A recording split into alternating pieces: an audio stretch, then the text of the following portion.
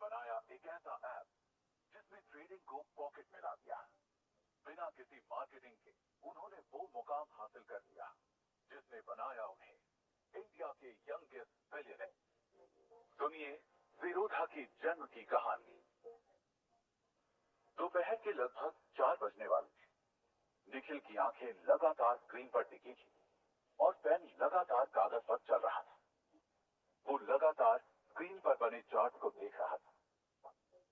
Screen पर flash हो रहे नंबर्स लगातार बदलते जा रहे थे। निखिल एक बार फिर घड़ी की तरफ देखता है।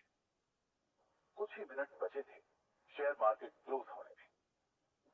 जैसे ही वो नंबर स्क्रीन पर फ्लैश होता है, निखिल खट से सेल का ऑप्शन दबा देता है। जैसे ही सेलिंग कंफर्मेशन आती है, निखिल खुशी के मारे झूम उठता है।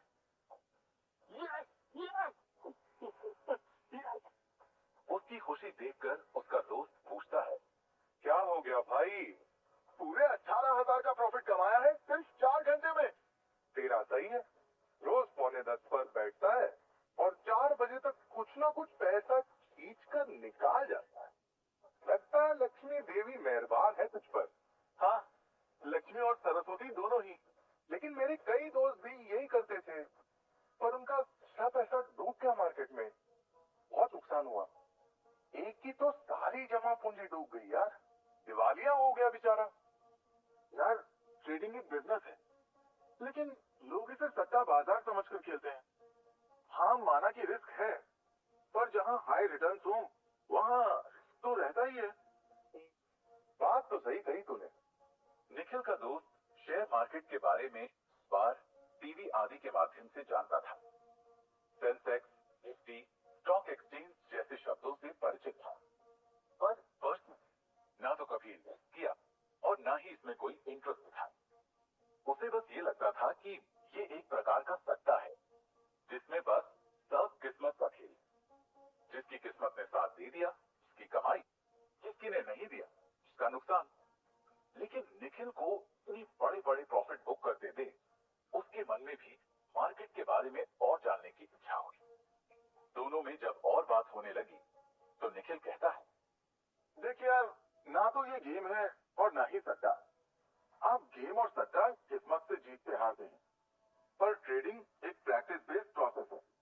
जितनी अच्छी आपकी रिसर्च, मतलब जितनी अच्छी आपकी किसी कंपनी की टेक्निकल और फंडामेंटल नॉलेज, उतने ही चांसेस बढ़ जाते हैं आपके सही स्टॉक में ट्रेडिंग और प्रॉफिट के। किसी भी अच्छी कंपनी के शेयर कम दाम पर खरीद कर उसे अपने प्रॉफिट मार्जिन के अनुसार बेचना, यही मैं करता हूँ। ओह, ये तो फिर बहुत अच्छी चीज है। हाँ है। इस पूरे महीने में मैंने लगभग 47,000 का प्रॉफिट बुक किया है। निखिल उसे अपना ट्रेडिंग अकाउंट खोलकर दिखाता है।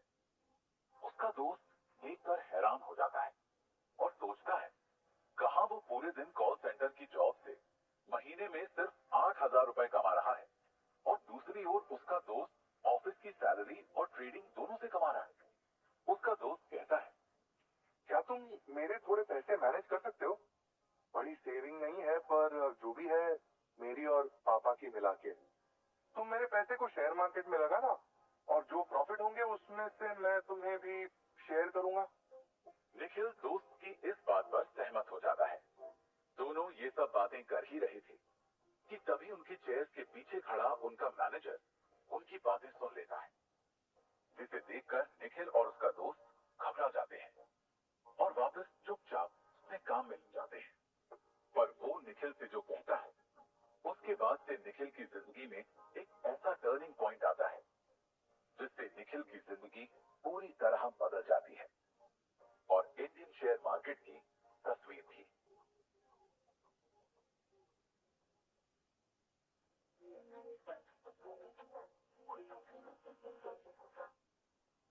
5 अक्टूबर 1979 को नितिन कामत का जन्म एक मध्यम वर्गीय ब्राह्मण परिवार में हुआ, जिन्हें आज रॉबिन हुड ऑफ इंडिया भी कहा जाता है। 7 साल बाद इनके छोटे भाई निखिल कामत का जन्म हुआ। इन कामत ब्रदर्स ने अपने हार्डवर्क और बिजनेस मॉडल से शेयर बाजार को भारत के आम नागरिकों तक पहुंचा दिया। पर यह सब कुछ इतना आसान नहीं था। इन कामत ब्रदर्स के अंदर बचपन से ही कुछ अलग करने का जज्बा था। टीनेजर बच्चे क्रिकेट खेलते हैं, उस उम्र में कामत भाइयों ने नंबरों का खेल खेलना शुरू कर दिया। यूं तो बचपन से ही नितिन कामत और निखिल कामत दोनों एक दूसरे से बिल्कुल अलग थे। जहां नितिन एक अच्छे स्टूडेंट थे, वहीं दूसरी ओर निखिल स्कूल बंक करने वाले स्टूडेंट्स में से थे। स्कूल में अक्सर लेट जाना, लंच में स्कूल से भाग जाना, घर से स्कूल के लिए निकलकर दोस्तों के साथ शतरंज खेलना, घूमना आदि निखिल के पसंदीदा काम थे। जब निखिल की उम्र सिर्फ 14 साल थी, तो वो टीचर्स की आंखों में धूल झोंक कर अक्सर क्लास बंक कर निकल जाते थे। पर वो कहते हैं ना, होशियारी ज्यादा दिनों तक नहीं चलती। एक बार की बात है, जब उन्हें उनके क्लास टीचर ने रंगे हाथ पकड़ लिया और उनकी कंप्लेंट उनके पेरेंट्स से की। स्कूल में भी निखिल को भयंकर पनिशमेंट मिली। नतीजा, डर से उन्होंने कुछ दिनों तक स्कूल जाना ही छोड़ दिया। वहीं दूसरी ओर नितिन कामत ने कर्नाटक के शिमोगा में अपनी स्कूलिंग कंप्लीट करने के बाद इंजीनियरिंग के लिए एडमिशन ले लिया। पर निखिल का मन पढ़ाई में बिल्कुल नहीं लगा। पेरेंट्स का उन पर काफी प्रेशर रहने लगा। एक दिन निखिल की माँ उन्हें डांटते हुए कहती है, हमारे परिवार में हर कोई पढ़ा लिखा है और अपने जीवन में आगे बढ़ रहा है। तेरे पापा एक बैंक ऑफिसर है, तेरा भाई इंजीनियरिंग की तैयारी कर रहा है और तू स्कूल छोड़ के बैठा है। अरे पढ़ाई नहीं करेगा तो जीवन में क्या करेगा? कैसे कमाएगा? कैसे अपना परिवार चलाएगा? ये शतरंज के खेल से तेरा और तेरे परिवार का पेट भरेगा क्या? तुम कुछ तो पढ़ाई कर ले बेटा, जिससे खानदान में हमारी नाक कटने से बच जाए। माँ, मेरा पढ़ाई में मन नहीं लगता है, और रही बात कुछ करने की और पैसे कमाने की, तो वो मैं आपको वैसे ही कमा के दिखाऊंगा। जरूरी नहीं पैसे कमाने के लिए डिग्री हो, पैसे तो दिमाग से भी कमाए जा सकते हैं। इस पर निखिल की माँ उससे गुस्से में कहती है, इतना ही दिमाग है तो सबसे पहले अपना हाई स्कूल कंप्लीट कर ले। कुछ होश भी रहता है तुझे? कल तेरा दोस्त अनुराग घर आया था तुझे पूछने, तू तो महीनों से स्कूल गया ही नहीं। उसने बताया कि स्कूल के बोर्ड एग्जाम के लिए रजिस्ट्रेशन फॉर्म भरे जाने लगे हैं, तो कल ही स्कूल जा और रजिस्ट्रेशन फॉर्म भर करा। निखिल का बड़ा भाई नितिन भी वहीं बैठकर पढ़ रहा था। वो निखिल और माँ की बातें सुन रहा था। नितिन निखिल की इस बात पर जोर से हंसता है और ताना मारते हुए कहता है, माँ, निखिल ठीक ही तो कह रहे हैं, ये बिना पढ़े लिखे ही सब कुछ कर लेगा। जो लोग पढ़ाई करते हैं वो तो पागल होते हैं। निखिल तो होशियार है, इसे तो ऐसे ही यूं चुटकियों में करोड़पति बन जाना है। नितिन की ये बात सुनकर निखिल कहता है, भाई आप तो मजे न लो, मैं माँ को कन्विंस कर रहा हूँ, आप मेरा काम बिगाड़ रहे हो। भड़काओ मत माँ को, प्लीज। ये बात सुनकर नितिन जोरों से हंसता है। निखिल नितिन की हंसी से चिढ़ जाता है और कहता है, भाई बस करो, आप पढ़ लो वरना अब इंजीनियरिंग गले में अटक जाएगी। और फिर अपनी माँ से कहता है, ठीक है माँ, मैं स्कूल चला जाऊंगा। बाकी जिस तरह से टीचर ने मुझे स्कूल से निकाला था, मुझे नहीं लगता वो मुझे दोबारा स्कूल में घुसने भी देंगे। कल तेरे साथ तेरे पापा स्कूल जाएंगे और प्रिंसिपल से बात करेंगे। ठीक है माँ। अगले दिन निखिल अपने पापा के साथ स्कूल जाता है। निखिल के पापा प्रिंसिपल से कहते हैं कि सर, बेशक निखिल पिछले कई महीनों से स्कूल नहीं आया है, इसके लिए मैं आपसे माफी चाहता हूँ।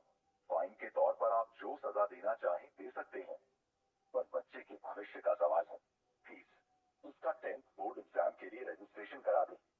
प्रिंसिपल निखिल की क्लास टीचर से निखिल की अटेंडेंस शीट मंगवाते हैं। निखिल के पापा के सामने खोलकर रखते हुए कहते हैं, मिस्टर रघुराम कामत, आप इस रजिस्टर में देख सकते हैं, इक्का दुक्का छोड़कर आपको कहीं भी निखिल की प्रेजेंस दिख रही है? पूरे साल में ये स्कूल में कभी कभार दिखे। 70% एब्सेंट लगी हुई है निखिल की। मिस्टर कामत, आपकी बातों का सम्मान है, पर निखिल का नाम पहले ही स्कूल से कट चुका है। पर सर, आप चाहे तो देख लीजिए, अभी समय है बोर्ड की रजिस्ट्रेशन के लिए। I am sorry mister Kamat, पर अब ये पॉसिबल नहीं। उससे और बच्चों का डिसिप्लिन बिगड़ेगा। स्कूल के नियम इस चीज के लिए अलाउ नहीं करते। प्रिंसिपल की ना के बाद निखिल और उसके पिता वापस घर आ जाते हैं। हाई स्कूल बोर्ड एग्जाम आते हैं, पर निखिल एग्जाम नहीं दे पाता। उसकी पढ़ाई घर वालों की कई कोशिशों के बाद भी उसका मन पढ़ाई में नहीं लगा। घर वालों के दबाव के बावजूद भी निखिल ने दोबारा किसी भी स्कूल में एडमिशन नहीं लिया। घर वालों की डांट उसको सुबह शाम नाश्ते और डिनर में रोज मिलती थी। निखिल के दिमाग में अब बस जल्द से जल्द पैसा कमाना था। वो घर से सुबह ही अपने दोस्तों के साथ निकल जाता था, फिर वो शाम को घर वापस आता, जहां उसका स्वागत मां की डांट से होता था। पर निखिल पर सब बेअसर था। उस पर अब पैसे कमाने का भूत सवार हो चुका था। उन दिनों धीरे धीरे लैंडलाइन फोन कम होने लगे, मोबाइल फोन आना शुरू हो गए। इसकी बस शुरुआत ही थी। उस समय लोगों के पास मोबाइल फोन होना काफी बड़ी बात मानी जाती थी। मार्केट में नए मोबाइल फोन महंगे आते थे, पर मोबाइल फोन की चाहत लोगों में बहुत थी। निखिल और निखिल के दोस्त दोनों ने मिलकर ये सोचा कि क्यों ना पुराने मोबाइल फोन्स को खरीद उन्हें अपने प्रॉफिट मार्जिन के अनुसार बेचने का बिजनेस स्टार्ट किया जाए। दोनों करे भी गए। ये 15-16 साल की उम्र ही कुछ ऐसी होती है। लगता है कि 4 दिन में ही दुनिया जीत लेंगे। निखिल और उसके दोस्त ने मन ही मन इस बिजनेस को करोड़ों रुपए तक पहुंचाने का सपना देख लिया था। पर उन्हें नहीं पता था कि उनका ये करोड़पति बनने का सपना बहुत जल्दी वॉशरूम में फ्लश होने वाला है। ऐसी उम्मीदों के साथ उन्होंने खुद से इस बिजनेस की शुरुआत की। निखिल के दोस्त ने अपने पापा का मोबाइल, जो कि 30% टूट गया था, उसे बहुत अच्छे प्रॉफिट मार्जिन पर बेचा। यहीं से निखिल और उसके दोस्त में इतना कॉन्फिडेंस आ गया जितना शायद टाटा बिरला में भी नहीं हो। निखिल और उसका दोस्त ऐसे क्लाइंट्स को ढूंढते जिन्हें मोबाइल बेचना होता था और फिर जिन्हें खरीदना होता था। इस तरह से दोनों ने काफी मोबाइल्स की खरीद फरोख्त कर अच्छे खासे पैसे कमा लिए। वहीं निखिल के घर वालों को निखिल के इस बिजनेस के बारे में कुछ भी नहीं पता था। निखिल और उसका दोस्त इस काम को बहुत छुपकर करते थे।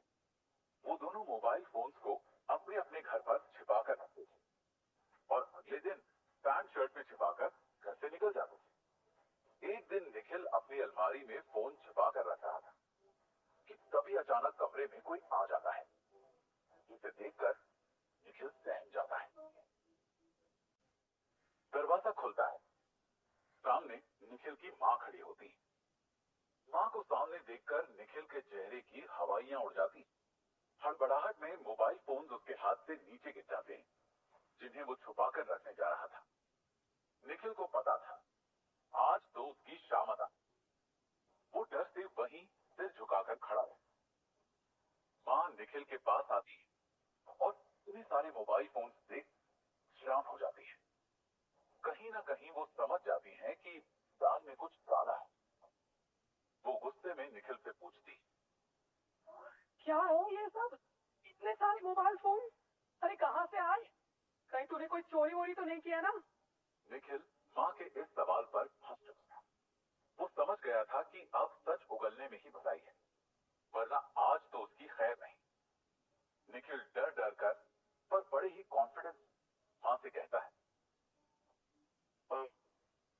मां, मैंने आपसे कहा था ना मैं पैसे कमाना चाहता हूँ, तो मैंने अपने दोस्त बंटी के साथ मिलकर पुराने मोबाइल फोन्स को खरीदकर प्रॉफिट मार्जिन पर सेल करने का बिजनेस स्टार्ट किया है। मैंने इसमें अब तक 8,000 रुपए भी कमा लिए हैं। निखिल को लगता है कि पैसे की बात सुनकर मां खुश हो जाए कि वो अब कमाने लगा है। वो मां के गुस्से से बच जाएगा, पर होता इसका उल्टा है। ओह अच्छा, तो तू आजकल इस बिजनेस के चक्कर में ही पूरा पूरा दिन गायब रहता है। निखिल की मां सारे मोबाइल फोन्स लेती है, निखिल का हाथ पकड़कर वॉशरूम में ले जाती है और सारे मोबाइल फोन्स को फ्लश कर देती है। वो निखिल को डांटते हुए कहती है, पढ़ाई लिखाई छोड़कर ये बिजनेस कर रहे हो तुम, वो भी चोरी छिपे। पढ़ाई तो तुमसे की नहीं गई, चिंगी चोरी पर उतर आए। इस पर निखिल अपनी सफाई देते हुए कहता है, माँ ये बिजनेस है, आप समझ ही नहीं रही हो। मुझे समझना भी नहीं है। आज ही तुम्हारे पापा को तुम्हारे इन कारनामों के बारे में बताती हूँ, पर दोबारा ये सब काम किया ना तो खैर नहीं तुम्हारी। इस तरह माँ की डांट से निखिल का मोबाइल फोन्स के बिजनेस से करोड़ों कमाने का सपना टूट जाता है। शाम को निखिल के पापा पापा घर आते हैं, माँ उनको निखिल के सारे कर्म कांडों के बारे में बताती है। निखिल के पापा निखिल को अपने पास बुलाते हैं और समझाते हुए निखिल से कहते हैं, तुमने जो किया गलत था, पर मैं तुमसे अब उम्मीद करता हूँ आगे जीवन में तुम कभी ऐसा कोई काम नहीं करोगे जिससे हमें शर्मिंदा होना पड़े। ये बात सुनकर निखिल को मन ही मन महसूस होता है कि उसने जो तरीका पैसे कमाने का अपनाया वो गलत था। निखिल अपने पापा से माफी मांगता है और कहता है कि अब वो कभी ऐसा कोई काम नहीं करेगा जिससे उन्हें तकलीफ हो। अगर बिजनेस का भी मन है तो पहले चीजें सीखो, तब कुछ करो। शॉर्टकट से पैसे नहीं कमाए जाते हैं। अब जाओ, खाना खाकर सो जाओ। निखिल वहां से अपने कमरे में चला आता है, पर उसे दुख था कि उसकी हरकत से पापा हर्ट हुए हैं। निखिल खुद से वादा करता है कि अब वो सही तरीके से पैसे कमाएगा, ना कि ये सब काम करके। ये सब सोचते हुए वो सो जाता है। अगले दिन से निखिल खुद के लिए नौकरी ढूंढने निकल जाता है। एक दिन वो घर आता है और देखता है कि उसका बड़ा भाई एक पेपर पर कुछ कंपनियों के नाम और उनके सामने कुछ नंबर्स लिख रहा होता है। बाद में किसी को फोन पर कहता है, मेरे लिए टाइटन के 50 शेयर का बाइंग ऑर्डर लगा, ये मल्टी बैगर स्टॉक है। निखिल नितिन के पास जाता है और पूछता है, भाई आप ये क्या कर रहे हो? ये पढ़ाई से तो नहीं लगता ये सब। और आप किससे किस चीज का ऑर्डर लगाने को कह रहे थे? निखिल आप बैठ देख, तुझे कुछ दिखाता हूँ। दरअसल नितिन के पड़ोस मारवाड़ी व्यापारी लोग रहते थे। उनमें से ज्यादातर शेयर मार्केट में पैसे लगाते थे। उन्हीं में से एक लड़का नितिन के साथ कॉलेज में पढ़ता था।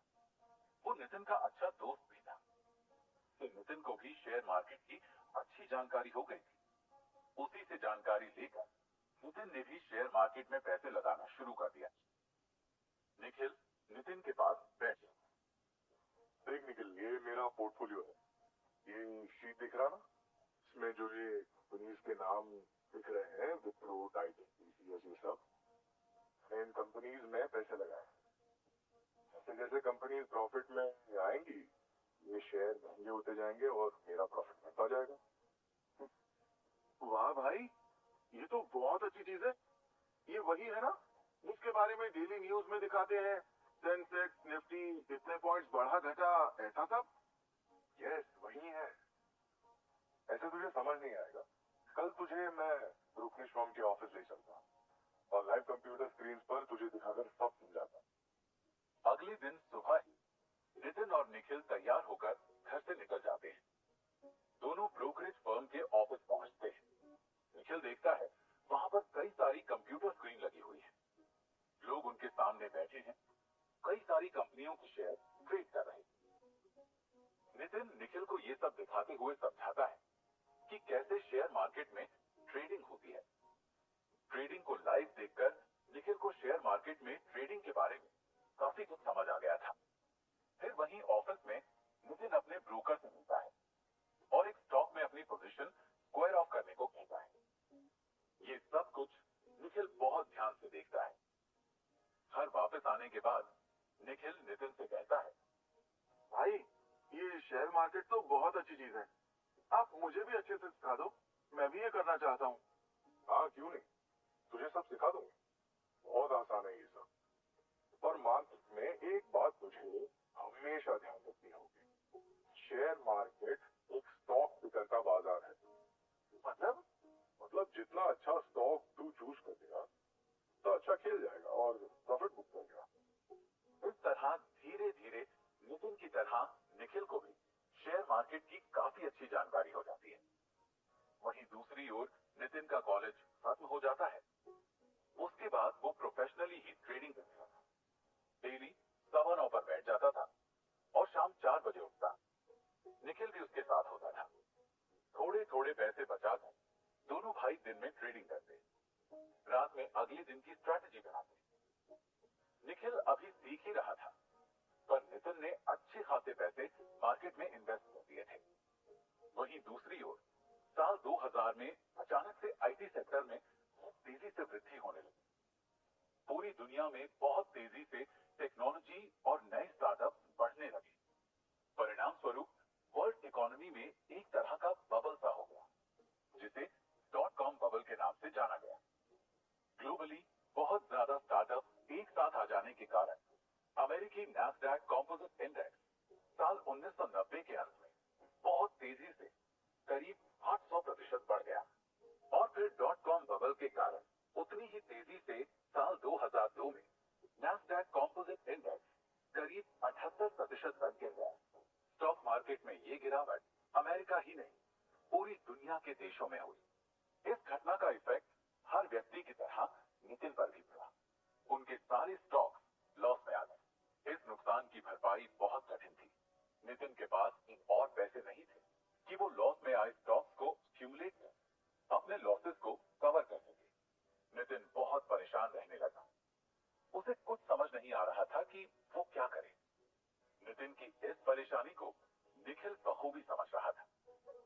एक दिन निखिल नितिन से कहता है, भाई, अब आप अपने इन लॉसेस को कैसे कवर करोगे? पूछ मत यार, सेंसेक्स निफ्टी दोनों धड़ाम हुए हैं। कुछ तो करना पड़ेगा, वरना ये लॉस सालों में कवर होगा। इतने लंबे समय के लिए हमारा पैसा फंस जाएगा तो हम ट्रेडिंग कैसे करेंगे? अमेरिका खुद तो डूबा, हमें भी डूबो दिया। मैंने मार्केट के भरोसे जॉब और नहीं की, ये सोचकर अब इसमें ही अपना करियर बनाऊंगा। भाई, पापा से कहकर देखो आप, शायद वो आपकी मदद कर दे कुछ। नहीं, मार्केट इस टाइम मेरे अकॉर्डिंग नहीं चल रही। पापा की सेविंग्स पर रिस्क नहीं लेना, कुछ और सोचते हैं। फिर तो भाई जॉब बेस्ट ऑप्शन है। आप अपनी सैलरी से चीजें मैनेज कर सकते हो। हाँ, मैं भी यही सोच रहा था, पर इस साल में जॉब मिलना थोड़ा मुश्किल। आप ट्राई तो करो, आप तो टॉपर हो, आपको तो यूं जॉब मिल जानी है। सही बात। अच्छा, यूं चुटकियों में मुझे तो करोड़पति बन रहा था। क्या भाई, अब फिर से मजे मत लो। आपको अब तक याद है वो बात? कुछ भी मतलब। उसकी इस बात पर नितिन हंसता है और कहता है, खैर फिलहाल तो जॉब ही ऑप्शन है, यही करना पड़ेगा। अगले ही दिन से नितिन जॉब ढूंढने में लग जाता है। दरअसल उसे एक ऐसी जॉब चाहिए थी जिसमें वो रात में काम कर सके, पर उसकी फील्ड में उस समय ऐसी कोई भी जॉब अपॉर्चुनिटी उसे नहीं मिली। जो भी जॉब्स मिल रही थी सब डे शिफ्ट की ही मिल रही थी। जॉब मिल नहीं रही थी, वो टेंशन। वहीं दूसरी ओर अपना पोर्टफोलियो भयंकर लॉस में देख देख कर नितिन की टेंशन और बढ़ रही थी। तभी उसके दिमाग में एक आइडिया आता है।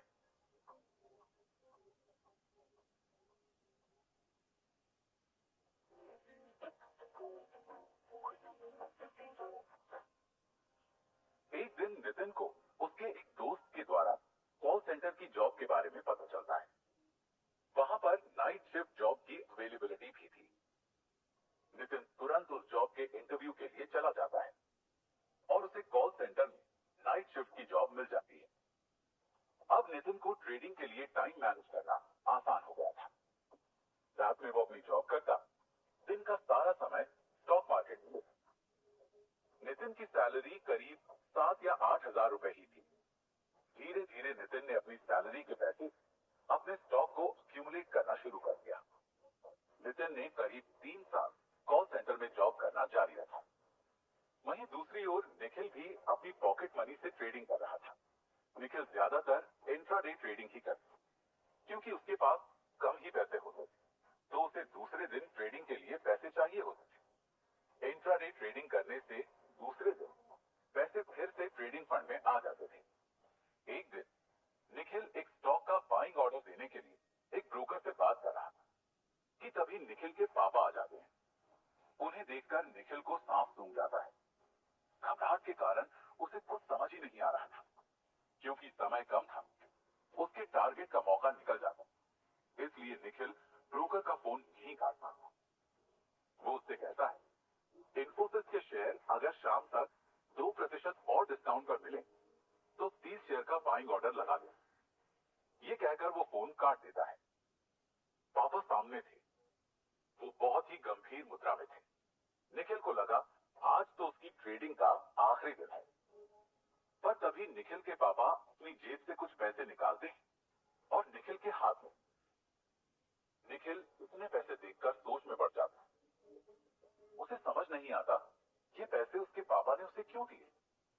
इससे पहले कि निखिल पापा से पूछता कि पैसे क्यों दिए, निखिल के पापा निखिल से कहते, ये कुछ पैसे हैं, मैं चाहता हूं कि मेरे ये पैसे तुम मैनेज करो, मुझे उम्मीद है तुम बेहतर करो। दरअसल निखिल के पापा को पता था कि उनके बेटे शेयर मार्केट में ट्रेडिंग करते हैं, साथ ही इस काम में दोनों काफी अच्छा कर रहे हैं। वो दोनों भाइयों की दिन रात की मेहनत को लगातार नोटिस कर रहे थे। नितिन का रात रात भर जागकर जॉब करना, फिर अगले दिन सुबह ही ट्रेडिंग में लग जाना। निखिल का दिन रात स्टॉक मार्केट की पढ़ाई में लगे रहना, वो सब देख रहे थे। वो चाहते थे कि निखिल इन पैसों से कुछ अच्छा करे। उन्हें भी पता था स्टॉक मार्केट में सब पैसे का ही खेल है। निखिल पैसे ले लेता है क्योंकि निखिल के पापा ने ये पैसे उस पर बहुत भरोसा कर दिए थे। निखिल उन पर कोई रिस्क नहीं लेना चाहता। एक बार उसके दिमाग में आता है कि क्यों ना इन पैसों को सेफली म्यूचुअल फंड में इन्वेस्ट कर दिया, पर फिर वो खुद पर भरोसा करते हुए उन पैसों को शेयर मार्केट में लगा देता है और 3 महीने बाद नेगेटिव मार्केट में भी बहुत अच्छे रिटर्न्स कमाकर अपने पापा को देता है। पापा निखिल के इस रिटर्न से खुश थे। उन्हें पता था कि निखिल ने ये पैसे मार्केट से जुए की तरह नहीं, बल्कि अच्छी रिसर्च कर मेहनत से कमाए हैं। पापा निखिल को अप्रिशिएट करते हैं। दूसरी ओर नितिन अपनी जॉब के साथ स्टॉक मार्केट की डीप रिसर्च में लगा था। रात के समय ऑफिस में भी वो समय निकालकर अगले दिन की ट्रेडिंग की तैयारी करता था। ये वो समय था जब नितिन दिन रात काम करता था। इस तरह से नितिन ने कॉल सेंटर की जॉब के साथ 3-4 सालों तक ट्रेडिंग की और अपने शेयर्स के लॉसेस को कवर किया। नितिन ने साल 2001, साल 2004-5 तक कॉल सेंटर में काम किया। जॉब और ट्रेडिंग में हर समय बैठ के काम करने के कारण नितिन खुद को अनफिट महसूस करने लगा और उसने जिम ज्वाइन करने का मन बना लिया। शाम को 4 बजे मार्केट क्लोज होने के बाद नितिन 4:30 से 6 बजे तक जिम में अपना समय बिताता। एक दिन नितिन जिम में था और साइकिलिंग की एक्सरसाइज कर रहा था कि तभी उसकी बगल वाली मशीन पर एक आदमी आकर बैठता है। वो एक अमेरिकन था। यूं ही दोनों का आपस में परिचय होता है और उनकी बातें आगे बढ़ने लगती हैं। बातचीत के दौरान नितिन को पता चलता है कि जिससे वो बात कर रहा है वो कोई सामान्य आदमी नहीं, बल्कि अमेरिका का एक बिजनेसमैन है। अपने बिजनेस के काम से हाल ही में कुछ दिन पहले ही वो अमेरिका से भारत आए थे। वो अमेरिकन बिजनेसमैन नितिन की बातचीत से काफी प्रभावित होते हैं और नितिन से कहते हैं, "You are such a nice guy. What's your profession, man?" Well, professionally, I'm working in a call center, and for the side hustle, I do stock market. "Oh, really? Very nice." Thank you. ये कहकर नितिन अपना mobile निकालता है और अपना trading account खोलकर दिखाता है। जैसे ही वो अमेरिकन बिजनेस नितिन का ट्रेडिंग अकाउंट देखता है, वहां उसके पोर्टफोलियो की ज्यादातर पोजीशंस प्लस में थी। वो बिजनेसमैन नितिन से और अधिक इंप्रेस हो जाता है और उससे कहता है, "I have a work for you and I will pay you for it." Nitin उनकी इस बात को समझ नहीं पाता कि वो उसे क्या काम देंगे। नितिन उस बिजनेसमैन से पूछता है, So, may I know the brief about work? "Same thing you're doing for yourself. Can you manage my money? I will give you the fee for it." उस बिजनेसमैन का ये ऑफर सुनकर नितिन बहुत खुश हो जाता है और फिर तुरंत हाँ कर देता है। इस तरह से कहीं ना कहीं नितिन की लाइफ में एक टर्निंग पॉइंट आ गया था। जो काम पहले वो खुद के लिए करता था, अब उसे वही काम करने की फीस मिलने लगी थी, जिससे कहीं ना कहीं स्टॉक मार्केट में ट्रेडिंग प्रोफेशनल वर्क की तरह शुरू हो गई थी। नितिन इस काम से बहुत खुश था।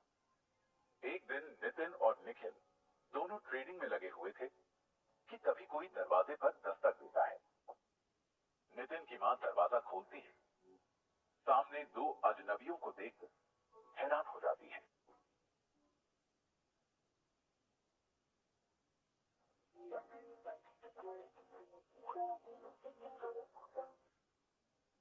नितिन की मां दरवाजा खोलती है।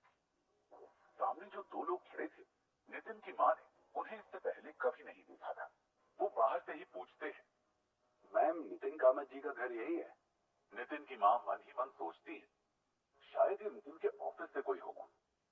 हाँ जी, नितिन यही रहता है। हमें नितिन जी से मिलना है, कुछ जरूरी काम है। क्या वो इस समय घर पर है? क्योंकि नितिन की जॉब नाइट शिफ्ट की होती थी, इसलिए दिन में वो घर पर ही रहते। हाँ, नितिन घर पर ही है, आप लोग अंदर आ जाइए। माँ उनको बैठने को कहती है। माँ नितिन के कमरे में जाकर नितिन से कहती है, नितिन, तुमसे कोई दो लोग मिलने आए हैं। नितिन बाहर आता है। वो भी उन दोनों लोगों को नहीं जानता। वो दोनों व्यक्ति अपना परिचय देते हुए कहते हैं, हमें आपके बारे में मिस्टर थॉमस ने बताया, आप जानते होंगे उन्हें। दरअसल ये मिस्टर थॉमस वही थे जो अमेरिका से इंडिया में अपने बिजनेस के लिए आए थे और उन्होंने नितिन को अपने पैसे मैनेज करने के लिए दिए थे। इस बात पर नितिन कहता है, हाँ, मैं उन्हें जानता हूँ जी, हम उनके साथ ही काम करते हैं।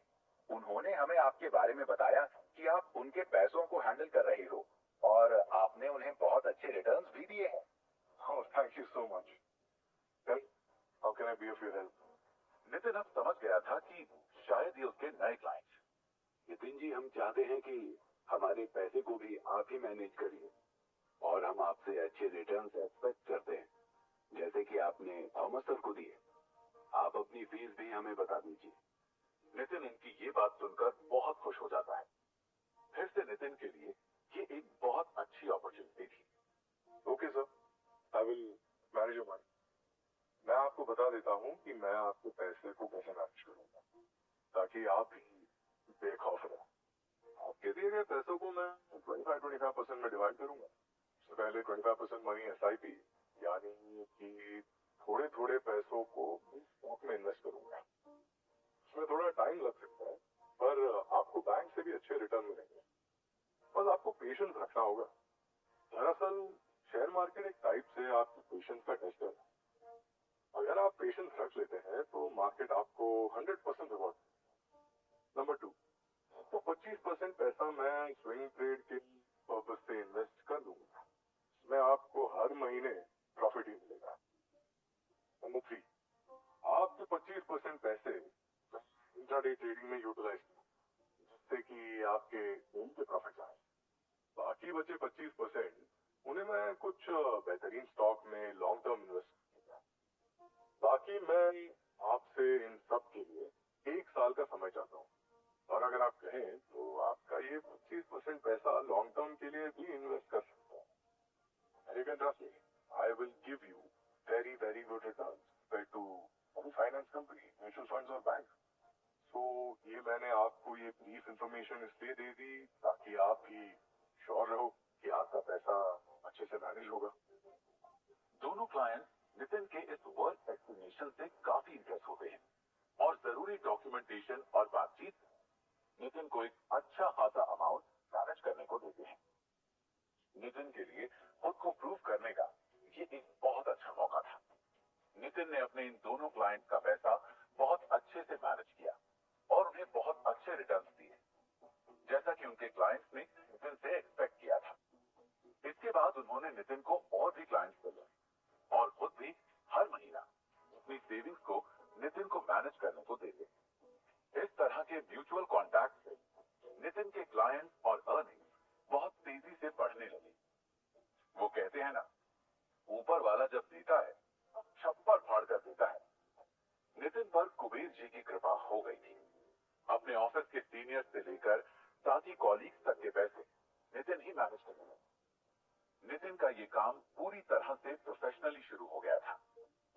वहीं दूसरी ओर निखिल ने शुरुआत में सीखने के बाद जोश जोश में ट्रेडिंग में बहुत अच्छा किया और तो और अपने पापा को बहुत अच्छे रिटर्न्स दिए, पर बीच में वो अपने काम को लेकर थोड़ा आलसी हो गया।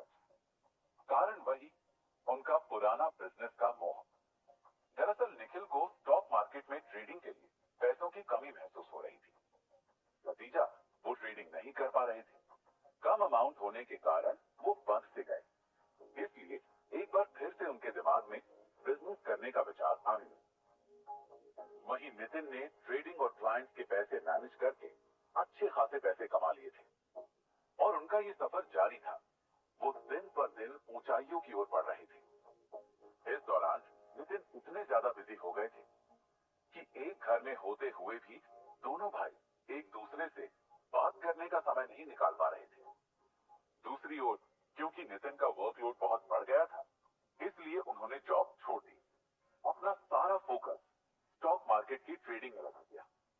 नितिन को अब खुद के लिए कंप्यूटर सिस्टम की जरूरत महसूस होने, क्योंकि ब्रोकरेज फर्म में बैठकर एक साथ इतना पैसा मैनेज करने में उन्हें थोड़ी दिक्कत महसूस हो रही थी। दूसरी ओर ब्रोकरेज फर्म में ब्रोकर को उनकी फीस देने के अलावा उस ऑफिस में इंटरनेट यूज करने आदि के चार्जेस भी बहुत ज्यादा थे। इसलिए नितिन ने खुद कंप्यूटर सिस्टम खरीद घर पर ही ट्रेडिंग करना शुरू कर दिया। एक दिन वो अपने काम में लगे हुए थे कि तभी निखिल उनके कमरे में आता है और नितिन से कहता है, भैया, मैं आपसे कुछ जरूरी बात करना चाहता हूँ। ये सुनकर नितिन कहता है, हाँ निखिल, आओ, कहो, क्या बात है? मैं काफी टाइम से नोटिस कर रहा हूँ, तुम कुछ परेशान से दिख रहे हो। कोई परेशानी की बात तो नहीं है? तुम ठीक हो? हाँ भाई, मैं ठीक हूँ। ऐसे परेशान होने वाली कोई बात नहीं है। गुड। मैं यार बस काफी बिजी था चीजों में, तो इधर कुछ दिन से बात करने को मौका नहीं मिला।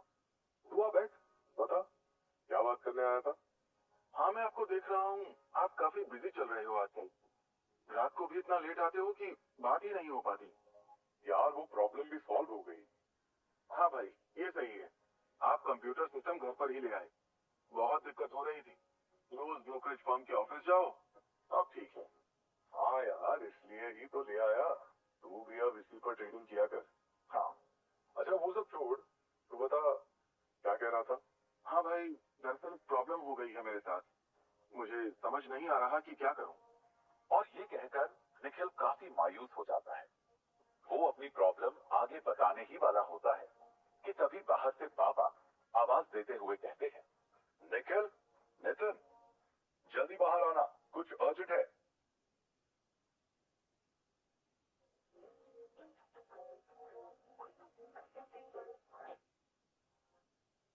पापा की आवाज सुनकर निखिल और नितिन दोनों भागकर पापा के पास पहुंचते हैं। उनको लगता है कि कोई प्रॉब्लम हो गई बाहर। दरअसल टीवी पर न्यूज आ रही थी कि वर्ल्ड इकोनॉमी बहुत वीक हो रही है। ऐसे आसार लगाए जा रहे हैं कि आने वाले साल 2007 या 2008 में पूरी दुनिया भयंकर रिसेशन झेलेगी। दरअसल पापा को पता था कि नितिन और निखिल का काम फाइनेंस से ही है, तो वो उन दोनों को भी न्यूज दिखाने के लिए बुला लेते हैं।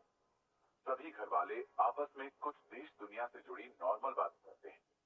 उसके बाद नितिन वापस अपने कमरे में चला जाता है और साथ में निखिल भी। कमरे में पहुंचकर नितिन निखिल से कहता है, यार वर्ल्ड रिसेशन की बात चल रही है, हालात काफी खराब हो सकते हैं। तो मैं जॉब्स की तो बहुत ही दिक्कत होने वाली है। ये तो सीधा सीधा आम आदमी की कमर टूटने जैसा है। हाँ भाई, मैंने भी न्यूज़पेपर में सुबह ही पढ़ा था, और अभी फिर टीवी पर भी इकोनॉमी गिरने के कयास लगाए जा रहे हैं। और हमारे फाइनेंस मिनिस्टर का कहना है ऐसा कुछ नहीं होने वाला। पर भाई, ये सब हो भी क्यों ना? एक के बाद एक बैंक डूब रहे हैं, देश की अर्थव्यवस्था चरमरा रही है। सुनने में आया है कि किंगफिशर के मालिक विजय माल्या ने बैंकों के साथ बहुत बड़ा फ्रॉड किया है। हाँ, मीडिया वाले और गवर्नमेंट तो यही कह रहे हैं। 1700 करोड़ की घोटाले की बात सामने आई है। देख, सब पॉसिबल है यार। ये बड़े बड़े लोग ही इतने बड़े बड़े फ्रॉड करते हैं, देश की इकोनॉमी को अंदर ही अंदर खोखला कर उसका पल्ला झाड़ लेते हैं। फिर चाहे वो हर्षद मेहता हो या हीरोइनों के साथ घूमने वाला माल्या या कोई भी डिफॉल्टर। हाँ भाई, बैंक पहले तो इन बड़े बड़े लोगों के झांसे में आकर अरबों का लोन दे देता है। उनको लगता है खूब इंटरेस्ट आएगा, और फिर जब दिवालिया होने की कगार पर जाने लगते हैं तो बचने के लिए ब्याज दरें बढ़ा देते हैं। इनको कौन समझाए कि तुम्हारे बड़े बड़े अरबों रुपए के नुकसान की भरपाई आम जनता थोड़ी कर पाएगी। यही करते हैं यार, कहीं ना कहीं सब एक ही थाली के चट्टे बट्टे हैं। जब ब्याज दरें सस्ती थी तो बैंकों ने सस्ती दरों पर अरबों रुपए लोन में दिए। इन सबको बड़े आदमियों की गुड बुक्स में जो आना था। और वहीं अब जब ये इंटरेस्ट रेट ज्यादा बढ़ गई है तो क्रेडिट डिफॉल्ट हो रहे हैं। और तो और यार, दूसरी ओर बैंकों ने जिन लंबी अवधि के बॉन्ड में पैसे लगाए थे, इंटरेस्ट रेट बहुत ज्यादा हो जाने की वजह से उनकी वैल्यू अब ना के बराबर हो गई है। तो इन सब से होगा क्या? मंदी ही आएगी। हाँ भाई, यही बस सबकी मिली भगत होगी, चाहे बैंक के बड़े अधिकारी हो या ये बिजनेसमैन। हाँ, पर अब बस कर। अपने पापा भी बैंक ऑफिसर हैं। सुन लिया ना यू बैंकों की बुराई, तो उनके अंदर सच्चा देशभक्त अधिकारी जाग जाएगा, फिर हमारी खैर नहीं। इस बात पर निखिल और नितिन दोनों ही जोर से हंसते हैं। बस कर, धीरे हंस यार, तू अभी कुटवाएगा क्या? निखिल फिर हंसता है। मान जा। निखिल शांत हो जाता है और फिर पूछता है कि भाई, अमेरिका में मंदी की बात क्यों की जा रही है? उन्होंने भी किए होंगे कुछ डिफॉल्ट।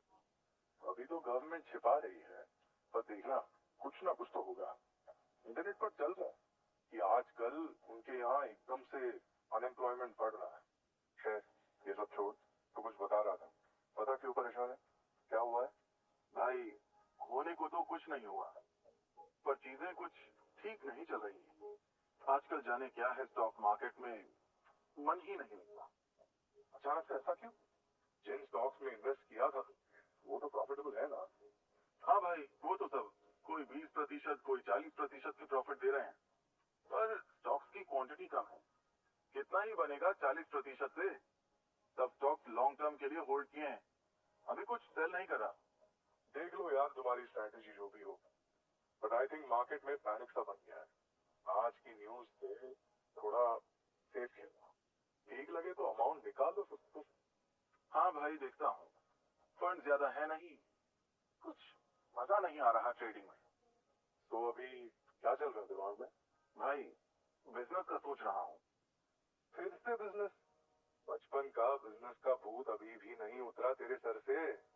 हाँ भाई, बिजनेस का तो हमेशा से ही मन है, कुछ बड़ा करना है। दिमाग को सुकून तभी मिलेगा, सबसे ज्यादा पैसा भाई बिजनेस में ही तो है। पापा को हमेशा जॉब में बंधे हुए देखा है। देख भाई, बिजनेस का तो मेरा भी मन होता है, पर यार छोटी चीजें धीरे धीरे होती है।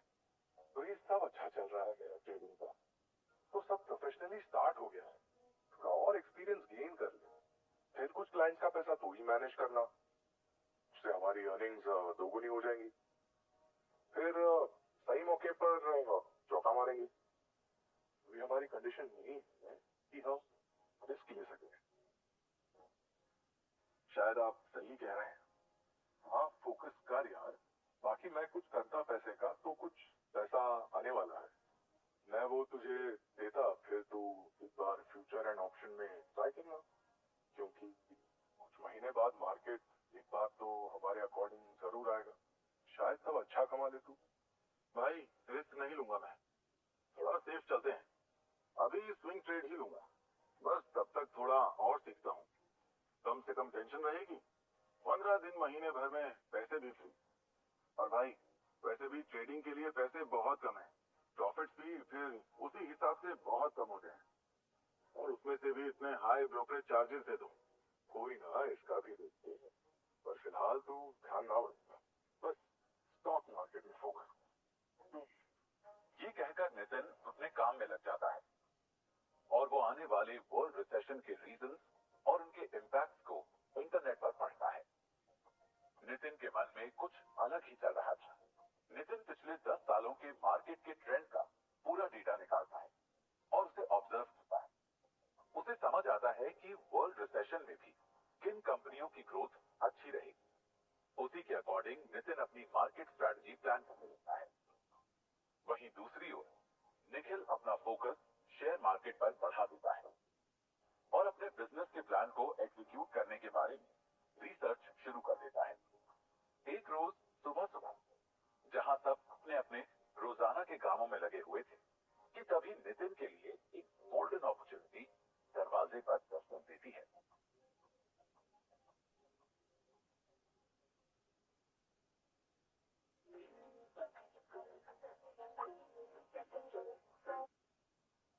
दरअसल नितिन के क्लाइंट्स बहुत तेजी से बढ़ रहे थे और उनकी पॉपुलैरिटी थी। नितिन शेयर मार्केट के बहुत मंझे हुए खिलाड़ी बन गए थे। नितिन को कई ब्रोकरेज फर्म से सब ब्रोकर बनने के ऑफर। सब ब्रोकर एक तरह से ब्रोकरेज फर्म और क्लाइंट के बीच एजेंट का काम करते हैं।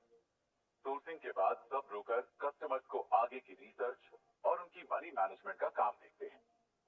सब ब्रोकर ब्रोकरेज का एक हिस्सा लेते हैं जो कि उन्हें उस टॉप ब्रोकर से मिलता है। इस तरह से नितिन ने एक के बाद एक 12 ब्रोकरेज फर्म्स के साथ काम किया। उनका ये सफर शानदार रहा। फिर जल्द ही उनकी लाइफ का गोल्डन टाइम आया। नितिन को फाइनेंस कंपनी रिलायंस मनी की तरफ से सब ब्रोकर बनने का ऑफर आया। नितिन ने बिना देरी किए इस अपॉर्चुनिटी के लिए हाँ कह दी, क्योंकि ये सबसे अच्छा मौका था उनके लिए अपनी पहचान बनाने का।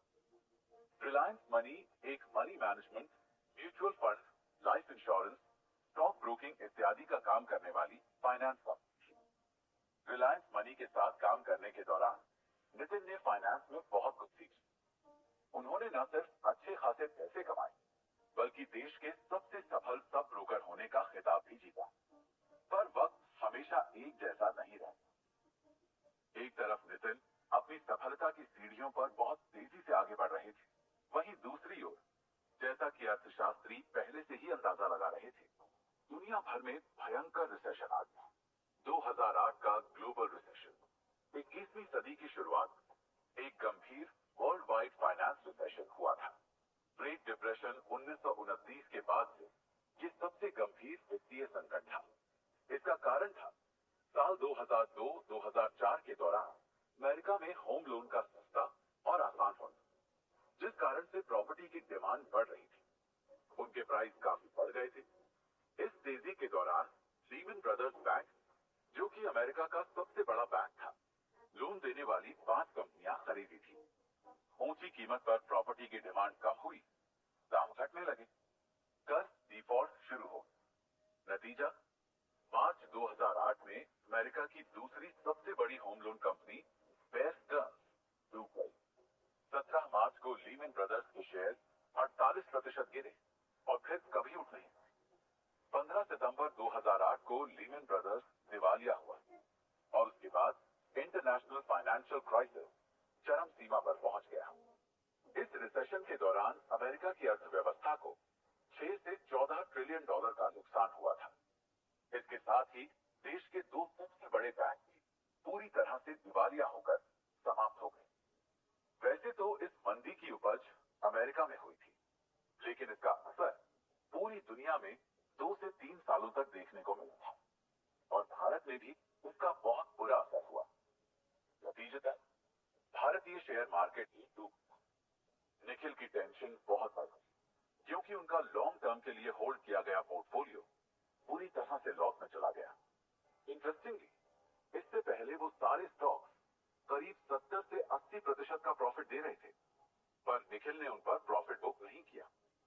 वहीं दूसरी ओर नितिन के क्लाइंट्स का पोर्टफोलियो नितिन बहुत अच्छे से मैनेज करते थे और नितिन को प्रॉफिट भी दे रहे थे, पर खुद के पोर्टफोलियो में वो प्रॉफिट बुक करने से चूक गए। निखिल का सेल्फ कॉन्फिडेंस डगमगा रहा था, लेकिन दूसरी ओर नितिन ने इस रिसेशन का फायदा उठाया।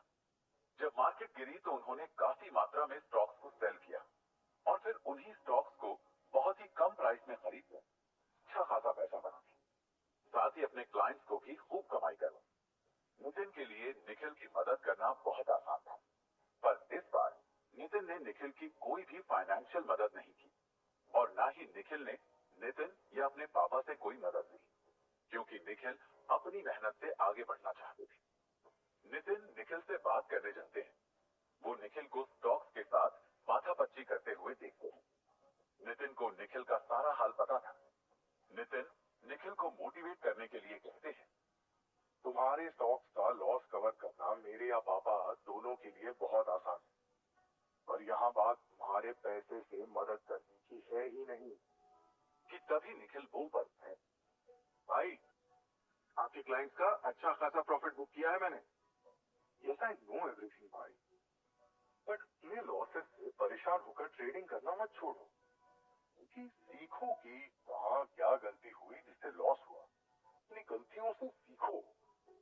ऑलवेज रिमेंबर, शेयर मार्केट उनका कभी नहीं होता जो गिव अप कर जाते हैं।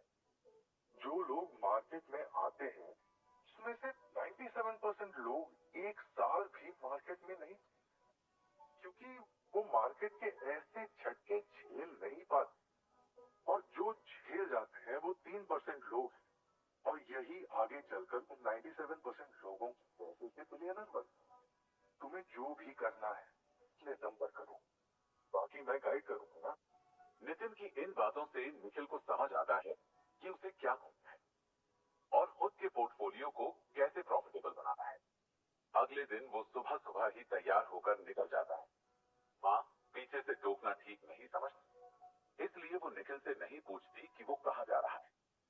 निखिल एक कॉल सेंटर के ऑफिस पहुंचता है और वहां जॉब के लिए अप्लाई करता है, पर वहां उसका जॉब एप्लीकेशन रिजेक्ट कर दिया जाता है, क्योंकि निखिल 10th भी पास नहीं था और कॉल सेंटर की जॉब रिक्वायरमेंट के अनुसार आवेदन करने वाले की मिनिमम योग्यता 12th पास होना जरूरी था। कॉल सेंटर की जॉब में खुद का रिजेक्शन देखकर निखिल को बहुत इंसल्ट फील होती है, पर यह समय दुखी होने का नहीं था। निखिल के दिमाग में बस ये था कि उसे कुछ बड़ा करना है, कैसे भी उसे खुद को प्रूव करना है, उसे खुद पैसे कमाने हैं। तभी उसके दिमाग में जॉब पाने का बेहतरीन आइडिया आता है।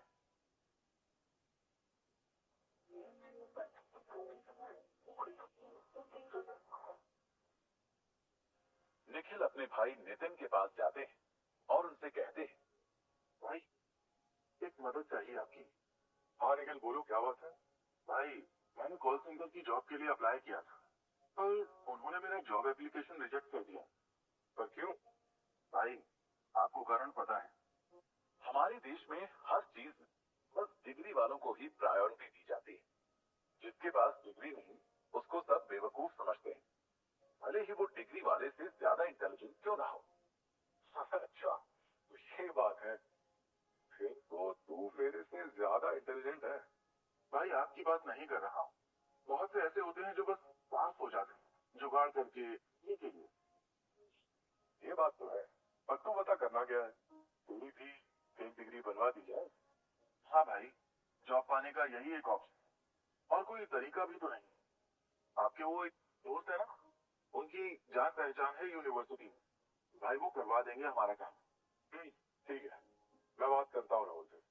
नितिन राहुल से बात करके निखिल की फर्जी डिग्री बनवा देता है, जिसे यूज कर निखिल को कॉल सेंटर में जॉब मिल जाती है। निखिल कॉल सेंटर की जॉब इसलिए करता है क्योंकि उसकी एकेडमिक एबिलिटी और किसी जॉब के लिए नहीं थी। दूसरा, निखिल को भी नाइट शिफ्ट की जॉब करनी थी ताकि दिन में वो ट्रेडिंग कर सके।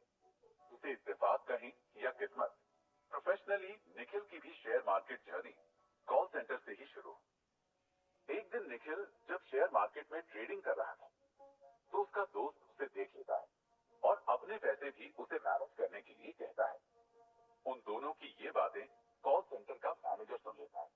दरअसल वो निखिल के पास किसी काम से आया था, पर निखिल अपने कॉलीग और दोस्त के साथ ट्रेडिंग की बात होने लगा था।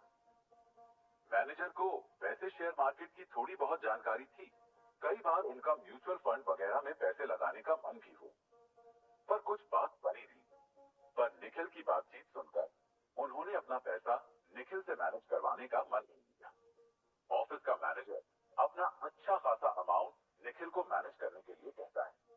निखिल उन्हें हाँ कर देता है और अच्छे खासे रिटर्न्स कमा के देता है। मैनेजर निखिल के काम से बहुत खुश होता है। वो अपने सीनियर्स से भी निखिल का कांटेक्ट करवाता है। वो सब भी निखिल को अपना पैसा मैनेज करने के लिए देते हैं। उसके कई कॉलीग्स भी उसे अपना पैसा मैनेज करने के लिए देते हैं।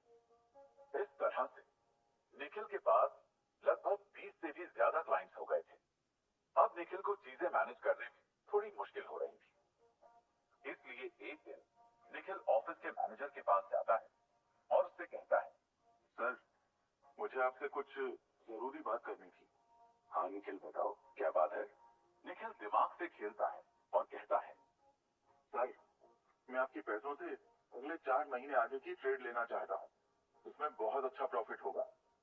बस मुझे पोजीशन को ट्रैक करना पड़ेगा, लाखों का मामला है। तो सर इसका कुछ मैनेज हो जाए तो देख लीजिए। मैनेजर को निखिल पर बहुत भरोसा था, क्योंकि निखिल ने अब तक मैनेजर का लाखों का फायदा कराया था, वो भी बहुत कम फीस लेकर। निखिल के मैनेजर से वैसे भी अच्छे संबंध थे।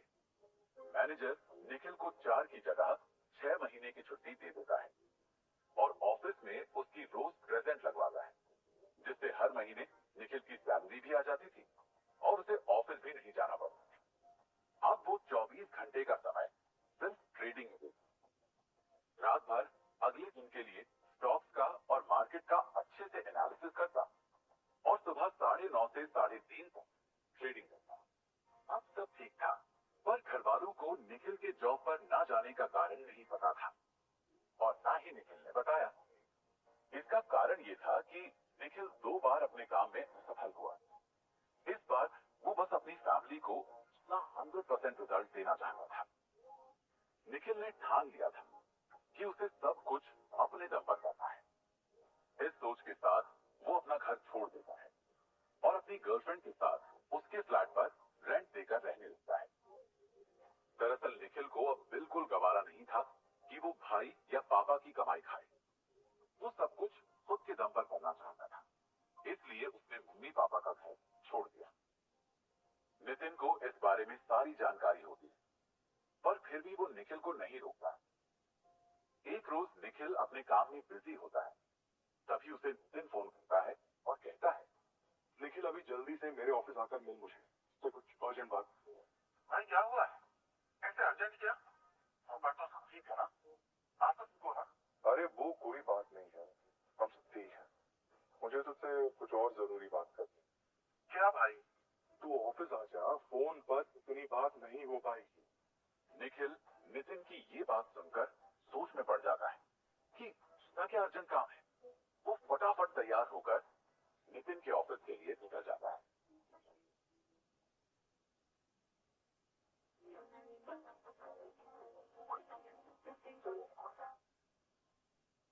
निखिल जल्दबाजी में हाफते हुए नितिन के ऑफिस पहुंचता है और नितिन से कहता है, भाई आ गया मैं, पर आप अब तो बताओ, ऐसे अर्जेंटली क्यों बुलाया?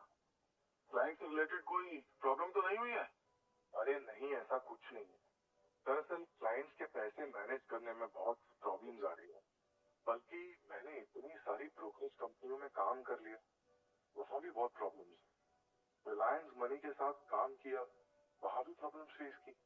कहने का मतलब ब्रोकरेज कंपनियों के स्टैंडर्ड अभी उतने अच्छे नहीं हुए हैं। उसमें बहुत पोटेंशियल है, बहुत सुधार किए जा सकते हैं अभी भी। भाई पहले तो पानी पी लेता, वरना जैसे आपने दौड़ा दौड़ा कर बुलाया है ना, हालांकि सूख गया। कुछ दिमाग में नहीं घुसना ऐसे। पानी लाओ।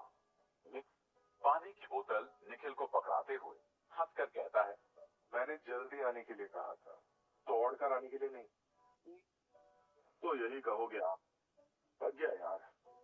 खैर, अब बताओ क्या कह रहे थे? वैसे आपकी बात तो सही है, ब्रोकरेज फर्म्स में बहुत पोटेंशियल है अभी सुधार के लिए। इतने ज्यादा चार्जेस, ऊपर से पूरा डेटा भी ये लोग देते नहीं कि कहाँ कितने चार्जेस काटे। क्योंकि तभी इंटरनेट धीरे धीरे आने लग गया। अभी तक सारी ब्रोकरेज कंपनियां पुराने जमाने के ट्रेडिशनल पैटर्न को फॉलो करती आ रही थी। ट्रेडिंग का बहुत लंबा प्रोसेस था, बड़ी मेहनत लगती थी। एक नॉर्मल इंसान को उस सिस्टम को फॉलो करके ट्रेडिंग करना काफी मुश्किल लगता था। नितिन और निखिल बहुत हार्ड वर्क करके अपने साथ साथ कई लोगों के ट्रेडिंग अकाउंट मैनेज कर पाते थे, पर परेशान तो वो भी बहुत होते थे। नितिन निखिल से कहता है, जरा कंप्यूटर स्क्रीन के पास आना, मैं तुझे कुछ दिखाता हूँ। निखिल कंप्यूटर स्क्रीन की तरफ देखता है। नितिन कंप्यूटर पर एक पेज ओपन करते हुए कहता है, देख, मैंने ट्रेडिंग का एक ब्लॉग शुरू किया था। देख, ब्लॉग पर कितना अच्छा ट्रैफिक आया, कितने फीडबैक। मुझे हर जगह से यही फीडबैक मिला, एक अच्छी ब्रोकरेज फर्म बननी चाहिए। तो भाई क्या आप ब्रोकरेज फर्म स्टार्ट करने के बारे में सोच रहे? हाँ, तभी सबसे पहले अपने ब्लॉग पर डाला था कि वाकई लोगों को एक अच्छे ब्रोकरेज फर्म की नीड है कि नहीं। ज्यादातर लोग रिक्वेस्ट कर रहे हैं ऐसी ब्रोकरेज फर्म स्टार्ट करने के लिए जिसमें ट्रेडिंग का प्रोसेस जल्दी सरल हो। आई थिंक अब टाइम आ गया है अपना कुछ करने का। इंडस्ट्री को बदलने का। और तेरा तो हमेशा का ही सपना है बिजनेस का, क्यों? हाँ भाई, ये बहुत अच्छा आइडिया है, हम कर सकते हैं ऐसा। हाँ, 13 साल से स्टॉक मार्केट में हूँ, बहुत मार्केट रिसर्च की, इंडस्ट्री के बारे में सब कुछ जाना कि क्या कैसे होता है, एक ट्रेडर को किन समस्याओं का सामना झेलना पड़ता है, और भी कई प्रॉब्लम से एक्सपीरियंस लिया है। तो मैं भी अब एक ब्रोकरेज फर्म स्टार्ट करना चाहता हूँ। ओके, तो क्या कैसे करना है, कुछ सोचा है आपने?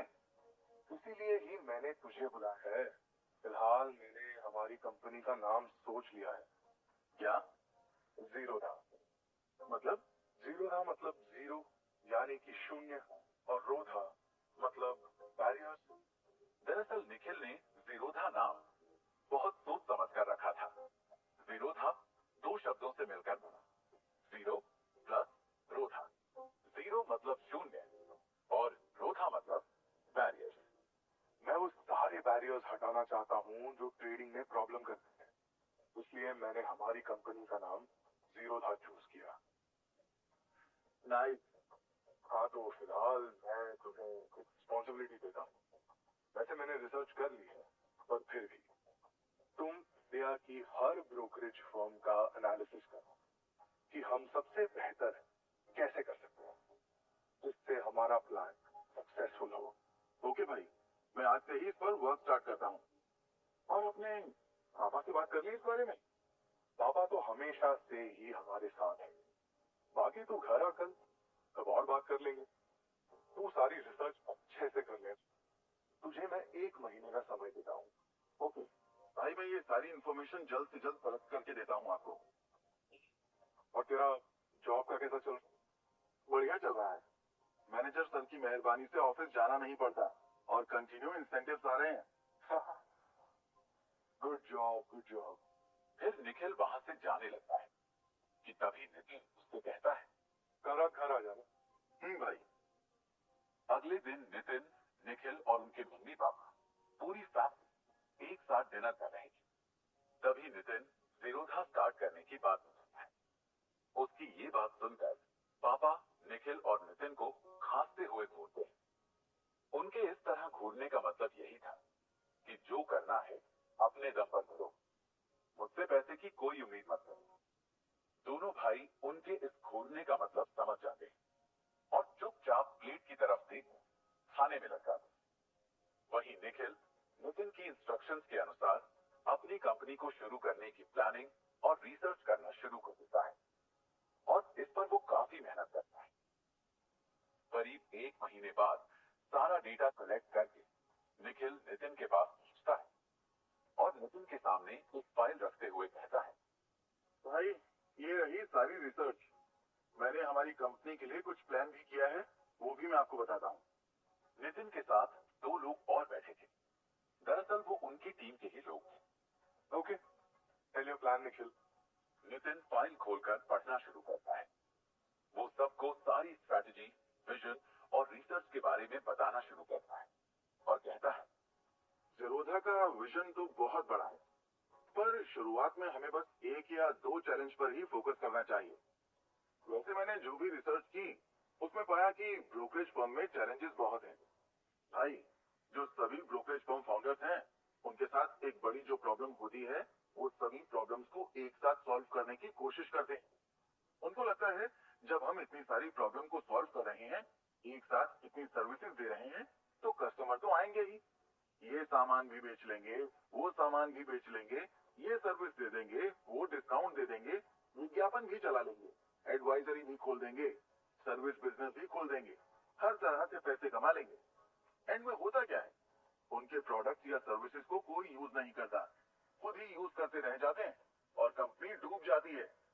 तो हमें सारी प्रॉब्लम्स पर फोकस नहीं करना है, बल्कि 1 बाय 1 स्टेप चलना है, एक एक प्रॉब्लम का सॉल्यूशन देना है।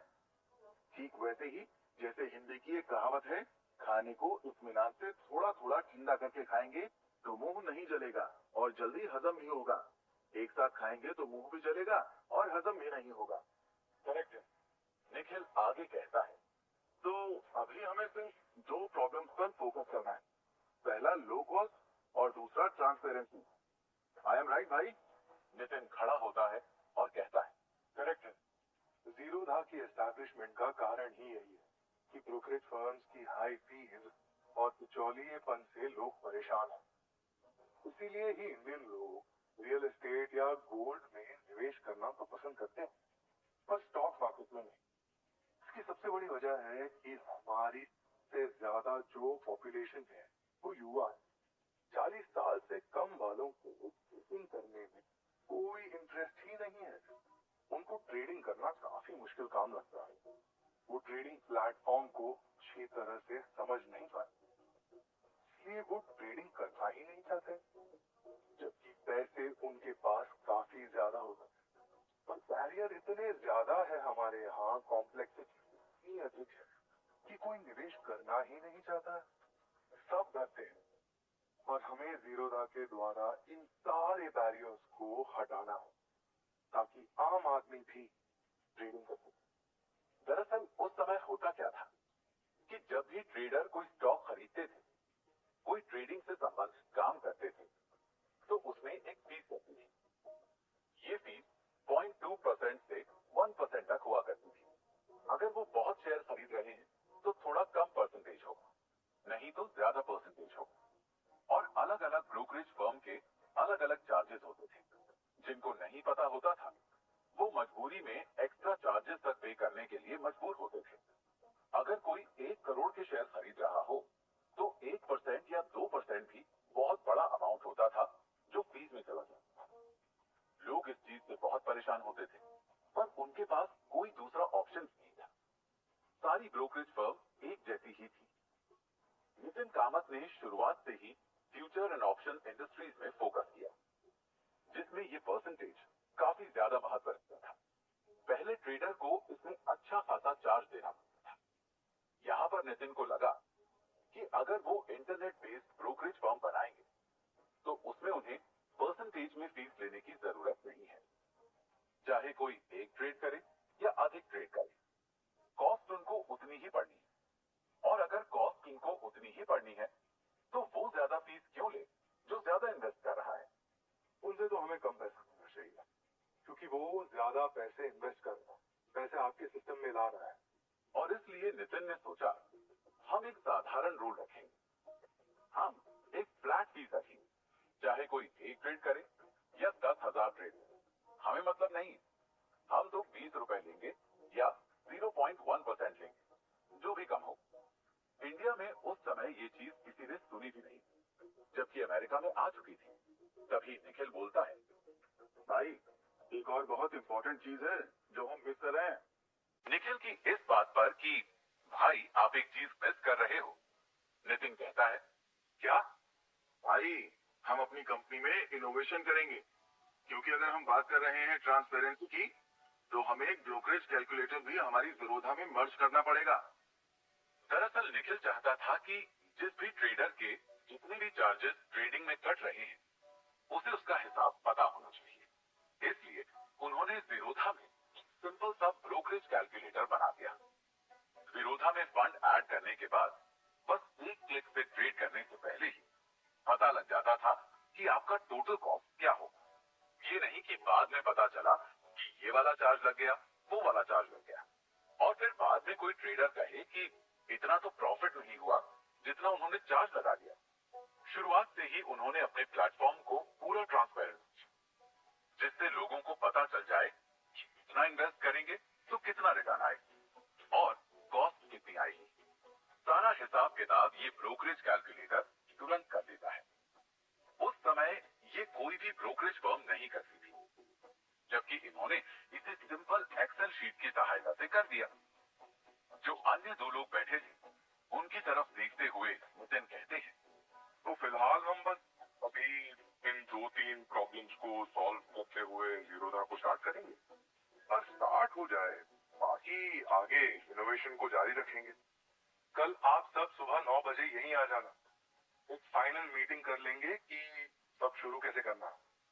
और निखिल सुनो, हाँ भाई, टीम में एक बंदी और है, उनको भी तुम कल मीटिंग के लिए इन्फॉर्म कर दो। दरअसल इस टीम में नितिन कामत की पत्नी सीमा पाटिल भी थी। अगले दिन सुबह 5 पांचों लोग मीटिंग के लिए आते हैं और उनकी मीटिंग होती है। नितिन के दिमाग में ये था कि जीरोधा को पूरी तरह टेक कंपनी बनाना है। उनका मानना था कि वो जो भी इन्वेस्टमेंट करेंगे इनोवेशन और टेक्नोलॉजी पर करेंगे। अपने इसी प्लान के तहत नितिन ने टेक्नोलॉजी में 16,000 का इन्वेस्टमेंट। उस समय उनका एक्सटर्नल निवेश तो बिल्कुल भी नहीं था। कामत ब्रदर्स ने अपना पूरा प्लान बना दिया, किस चीज पर फोकस होगा, क्या टारगेट मार्केट होगी। अब नितिन को पैसों की जरूरत है, इसलिए वो और निखिल अपने प्लान को लेकर कई इन्वेस्टर्स के पास फंडिंग के लिए, पर हर किसी से उन्हें सिर्फ ना ही मिली। उनके स्टार्टअप की दुनिया में कोई बहुत अच्छे कॉन्टैक्ट्स भी नहीं थे। उस समय मार्केट भी काफी गिरा हुआ था। ब्रोकरेज कंपनियों को माना जाता था कि ये कंपनीज बहुत कैपिटल इंटेंसिव इंडस्ट्री है, ये पैसे कमा नहीं सकती, तो इस वजह से उनको किसी ने भी फंड नहीं दिया। उस समय ज्यादातर कंपनियां अपना बोरिया बिस्तर समेट मार्केट से निकल रही थी और निखिल इन्वेस्टर्स के ऑफिस के चक्कर काट काट कर परेशान हो गए थे। वहीं दूसरी ओर, क्योंकि निखिल अपना सारा फोकस अब अपने और नितिन के बिजनेस पर लगाना चाहते थे, उन्होंने नौकरी से इस्तीफा दे दिया। एक दिन निखिल एक इन्वेस्टर के पास फंडिंग के लिए, उसने निखिल के प्लान को सुनकर ये कहकर मना कर दिया कि ये इनोवेशन टेक्नोलॉजी अमेरिका में ही चल सकती है, यहाँ के लोगों को टेक्नोलॉजी की समझ है ही नहीं, लोग यूज ही नहीं कर पाएंगे इतना टेक ब्रोकरेज प्लेटफॉर्म। उस इन्वेस्टर की इस ना से निखिल काफी डिस्टर्ब हो जाते, क्योंकि वो कई दिन से दौड़ रहे थे। उन्हें लगा था कि यहाँ बात बन जाएगी, क्योंकि इस इन्वेस्टर ने पहले फंडिंग के लिए कुछ मन बनाया था। निखिल टेंशन में था, यही सब सोच रहा था कि वो नितिन को क्या जवाब देगा, कि तभी नितिन आता है और निखिल से पूछता है, निखिल, कुछ बात बनी? भाई नहीं बनी।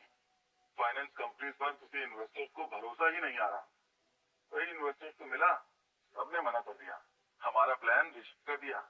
और जिससे आज मिलकर आया, पहले जिस तरह उसने 2 बार बुला कर टाइम दिया, हमारा पूरा प्लान सुना, लगा था कि वो फंडिंग देगा, पर एंड में ये कहकर मना कर दिया कि आपकी कंपनी पूरी तरह पेपरलेस टेक कंपनी होगी, सारा कुछ कंप्यूटर और मोबाइल से होगा। भारत के लोग इतने क्वालिफाइड नहीं है कि वो इतनी जल्दी ऑनलाइन ट्रेडिंग कर पाए। ओके, कोई दिक्कत नहीं है, ना तुम्हें अब परेशान होने की जरूरत है। बेशक उस इन्वेस्टर ने हमारा आइडिया रिजेक्ट कर दिया, तुमने उस एक बात पर ध्यान, that is good lesson for us. क्या भाई? अभी जो तुमने बोला कि उस इन्वेस्टर ने कहा भारत के लोग टेक्नोलॉजी का यूज करना नहीं जानते, वो ऑनलाइन ट्रेडिंग नहीं कर पाएंगे। हम जीरोधा को इतना यूजर फ्रेंडली बनाएंगे कि अगर कोई 14 साल का बच्चा भी हमारी कंपनी में अपना अकाउंट खोलना चाहे तो वो अकाउंट खोलकर आसानी से ट्रेडिंग कर सकते हैं, और अकाउंट खोलने से लेकर ट्रेडिंग करने के पूरे प्रोसेस को बहुत इजी रखेंगे। हाँ भाई, नाइस, ये वर्क करेगा।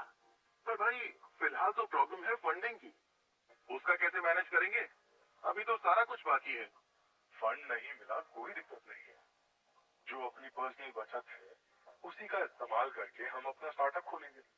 दरअसल नितिन ने 2009 ट्रेडिंग और जॉब से ठीक ठाक पैसे कमा लिए थे। उनकी बचत में लगभग 1.7 करोड़ रुपए थे, और उस समय एक हैरान करने वाली घटना और घटी।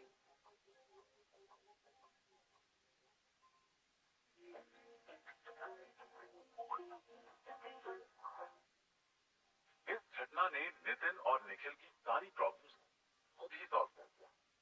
दरअसल उसी समय नेशनल स्टॉक एक्सचेंज यानी एनएससी मुफ्त में अपना टेक्नोलॉजी प्लेटफॉर्म ऑफर करने लगा। एनएससी ने कहा, जो भी ब्रोकर आएगा उनके प्लेटफॉर्म पर उसे इसके लिए 1.5 करोड़ रुपए का रिफंडेबल डिपॉजिट करना हो, यानी कि कुछ समय बाद अमाउंट वापस हो जाना था। नितिन को यह मौका काफी पसंद कि उसे फ्री में टेक्नोलॉजी प्लेटफॉर्म मिल जाएगा, तो उन्होंने वो रिफंडेबल डिपॉजिट 1.5 करोड़ रुपए अपनी बचत में से दे दिए। लोग इसे उनका लक कहते हैं, पर निखिल और नितिन पिछले 10 साल से भी ज्यादा समय से मेहनत कर रहे थे। पुरानी कहावत है, मगर सच है, फॉर्च्यून फेवर्स द ब्रेव। अब उनके पास 20 लाख रुपए बचे थे,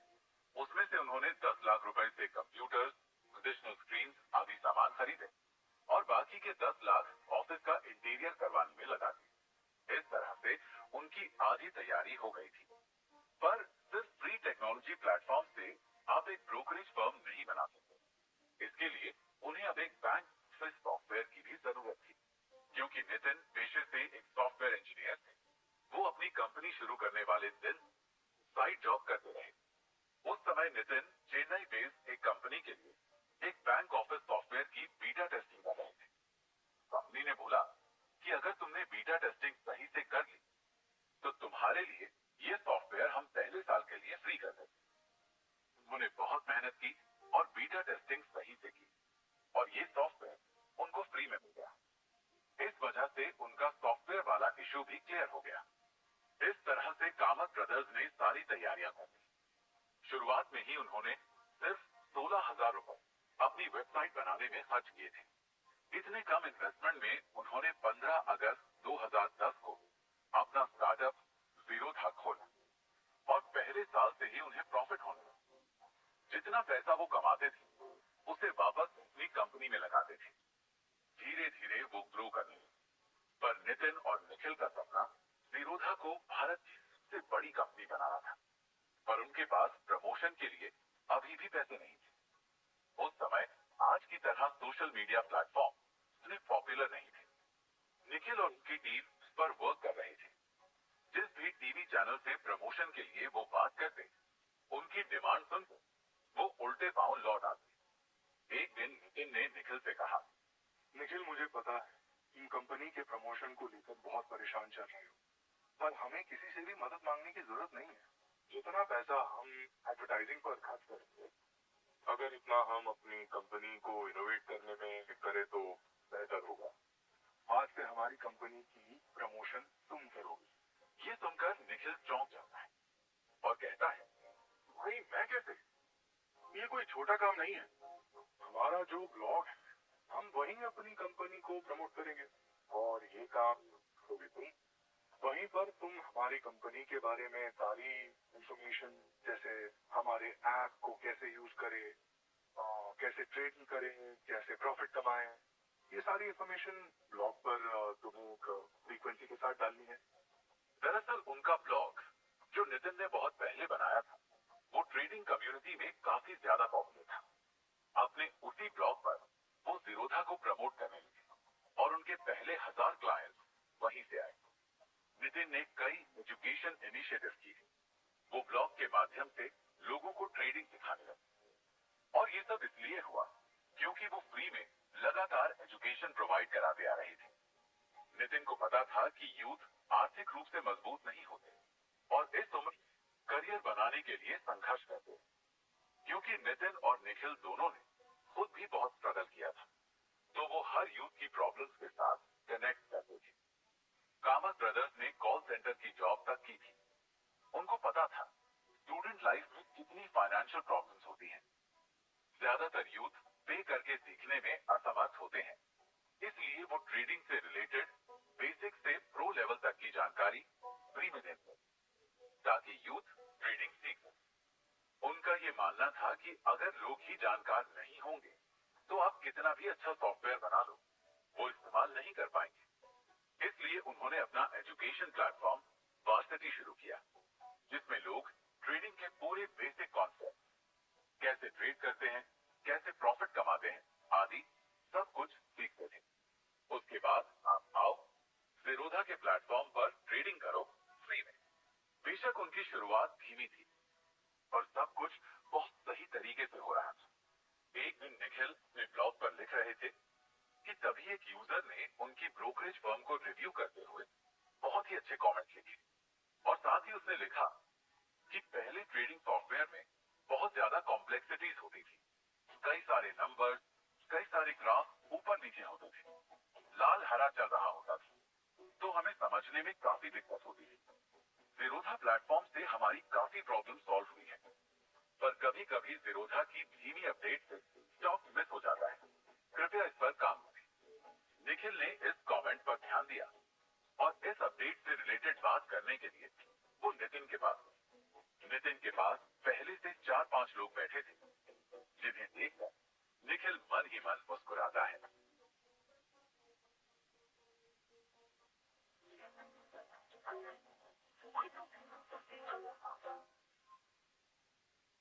नितिन के पास ये वो ही लोग बैठे थे जिन्होंने कभी निखिल को फंडिंग के लिए मना कर दिया था। आज वो खुद से कामत ब्रदर्स को अपना पार्टनर बनाने के लिए कह रहे। निखिल अंदर आ जाता है और नितिन को देखकर मुस्कुराता है।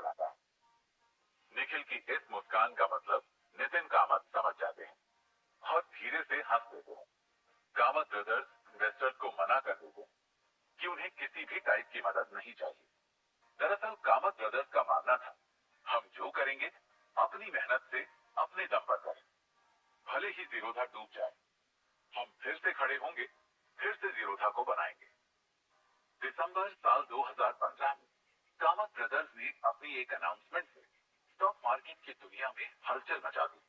उन्होंने इक्विटी इन्वेस्टिंग पूरी तरह फ्री कर दी।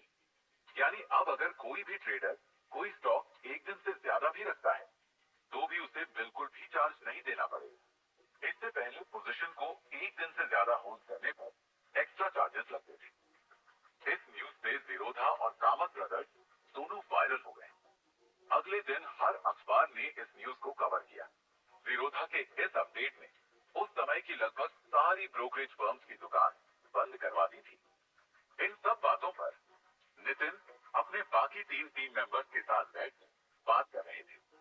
निखिल भी वहीं कंप्यूटर स्क्रीन पर टकटकी लगाकर बैठा था, जो कि अचानक तेजी से कहता है, Yes! Yes! हमने कर दिखाया। What happened? In your update? Yes! जब से हमने इक्विटी इन्वेस्टिंग को फ्री किया है, हमारे कस्टमर्स बहुत तेजी से बढ़ रहे हैं। अनाउंसमेंट का आज दूसरा दिन और सिर्फ आज अभी तक जीरोधा में 2000 नए अकाउंट्स खुल गए। अमेजिंग। सब कुछ बहुत अच्छा चलने लगा था। 8 नवंबर 2016 को देश में नोटबंदी हुई थी। इसका फायदा भी जीरोधा को मिला। लोगों को अपने पैसे मैनेज करने थे। नतीजतन लोगों के डॉक्यूमेंट तेजी से अपलोड होने लगे। लोग केवाईसी करवाने लगे और इस कारण जीरोधा के लिए यूजर्स की ऑनबोर्डिंग करवाना बहुत आसान हो गया। पहले यूजर्स को ऑनबोर्ड करवाने में उनको 2 से 3 सप्ताह लग जाते थे। 25-25 पेजेस पर साइन करके पोस्ट करना पड़ता था जीरोधा को अकाउंट खोलने के लिए। पर अब वो अकाउंट कुछ ही दिनों में खुलने लगे थे। जीरोधा ने जब इक्विटी इन्वेस्टमेंट पर 0 ब्रोकरेज फीस कर दी थी, तब अचानक से उनके क्लाइंट्स की संख्या 70,000 तक जा पहुंची थी। और अब नोटबंदी के बाद से साल 2023 के जनवरी तक उनके क्लाइंट्स 1.2 मिलियन हो चुके थे। सिर्फ और सिर्फ डीमोनेटाइजेशन के ठीक 1 महीने बाद ही जीरोधा में 70,000 यूजर्स और ऐड हो गए थे। कुछ ही दिनों बाद कामत ब्रदर्स ने direct mutual fund platform Zerodha coin शुरू किया। ये भी उस समय में बहुत रिवोल्यूशनरी साबित हुआ।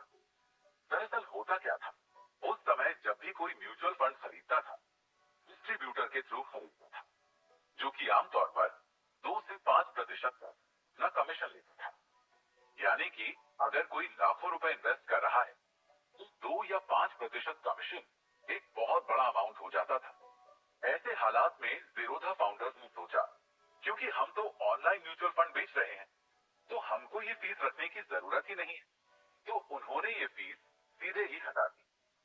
अब लोग बिल्कुल मुफ्त में म्यूचुअल फंड उनके प्लेटफॉर्म कॉइन से खरीदने लगे। उनको कोई भी फीस नहीं देनी पड़ती थी। इसके बाद भी कामत ब्रदर्स ने इनोवेशन जारी रखा। उन्होंने अपना इनक्यूबेटर फंड ग्रीन मैटर भी शुरू किया, जिसके तहत वो फिनटेक स्टार्टअप में $1 मिलियन यानी कि 7 करोड़ तक का फंड देते हैं। उनको ऑफिस स्पेस देते हैं, मेंटरशिप देते हैं, प्लस जीरोधा का डेटाबेस भी। जीरोधा से बड़ा फाइनेंशियल डेटाबेस किसी कंपनी के पास नहीं है। ग्रीन मैटर के तहत उन्होंने कई स्टार्टअप में इन्वेस्ट किया हुआ है। इसमें कुछ पॉपुलर स्टार्टअप्स भी जैसे क्रेड, स्मॉल केस आदि। इससे हो ये रहा है कि और नए यूजर जीरोधा के प्लेटफॉर्म पर आ रहे हैं। इस तरीके से इनका पूरा इकोसिस्टम और ग्रो कर रहा है। इन सारी चीजों की वजह से जीरोधा अब इंडिया का सबसे बड़ा ब्रोकरेज फर्म बन चुका है। आज इसके करीब 22 लाख से भी ज्यादा एक्टिव यूजर्स हैं और जीरोधा पर प्रतिदिन 3 मिलियन से ज्यादा ट्रेड हो रहे हैं। जीरोधा फाउंडर नितिन कामत को अनेकों पुरस्कारों से सम्मानित किया गया। नितिन कामत को कन्फेडरेशन ऑफ इंडियन इंडस्ट्री की तरफ से साल 2014 में उभरते उद्यमी के पुरस्कार से सुशोभित किया गया था।